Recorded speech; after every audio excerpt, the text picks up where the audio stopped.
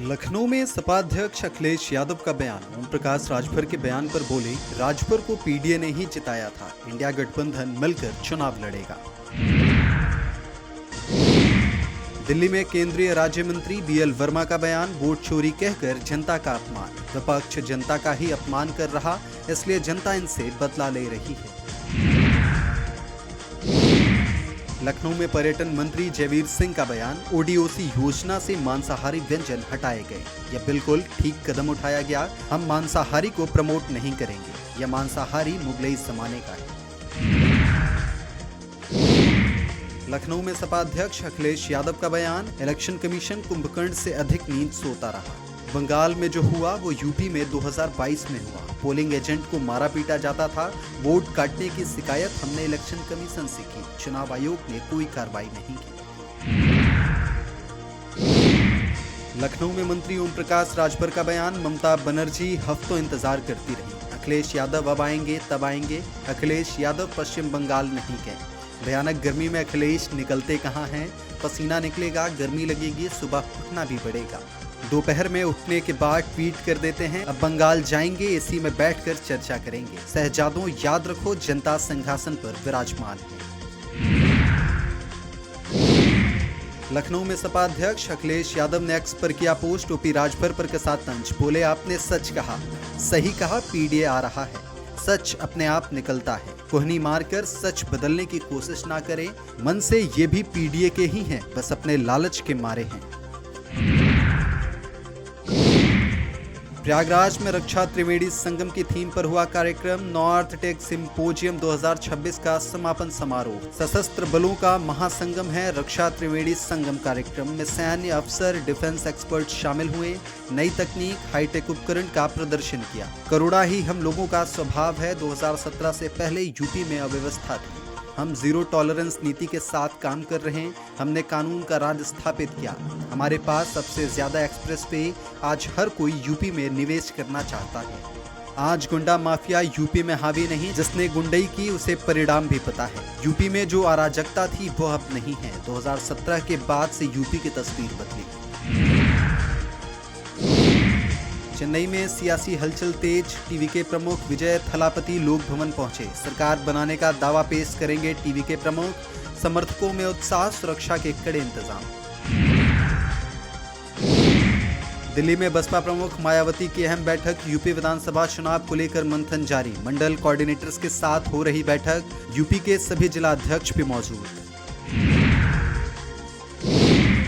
गाजियाबाद में cash van से 25 लाख रुपए की हुई लूट। एटीएम में पैसे भरने के दौरान की गई लूट। कैश वैन कर्मचारियों को बंधक बनाकर घटना को दिया अंजाम। मामले में पुलिस कर्मियों से कर रही पूछताछ। एडिशनल कमिश्नर राजकरण नैयर ने की पूछताछ। वैन के दोनों तरफ से हुई फायरिंग। क्रॉसिंग रिपब्लिक थाना क्षेत्र की है घटना।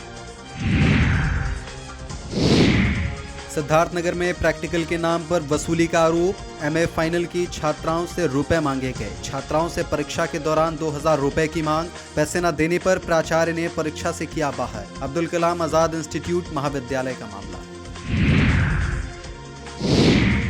मिर्जापुर में महिला पत्रकार संदिग्ध अवस्था में मिली। 1 सप्ताह से लापता थी महिला। हाथ पैर बांधकर जलाने की कोशिश। लोगों ने देखते ही हाथ पैर खोले। राजगढ़ थाना को दी गई सूचना।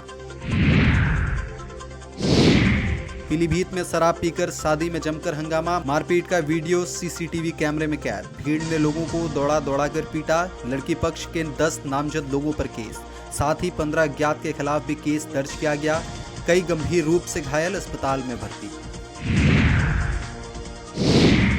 दिल्ली की मुख्यमंत्री रेखा गुप्ता ने कहा, दिल्ली में लगातार हीट एक्शन प्लान पर काम चल रहा है।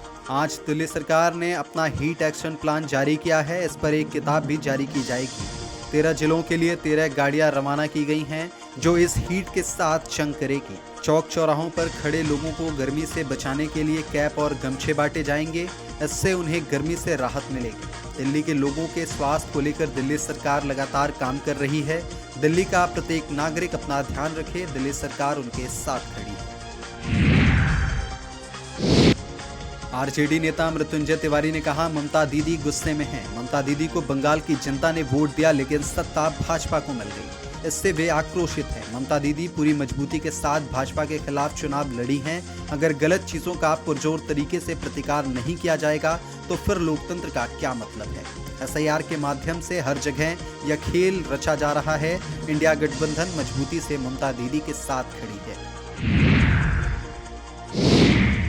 पंजाब में हुए धमाकों को लेकर नेशनल कॉन्फ्रेंस के अध्यक्ष फारूक अब्दुल्ला ने कहा, हिंदुस्तान में धमाके होते रहते हैं, कौन सी नई बात है।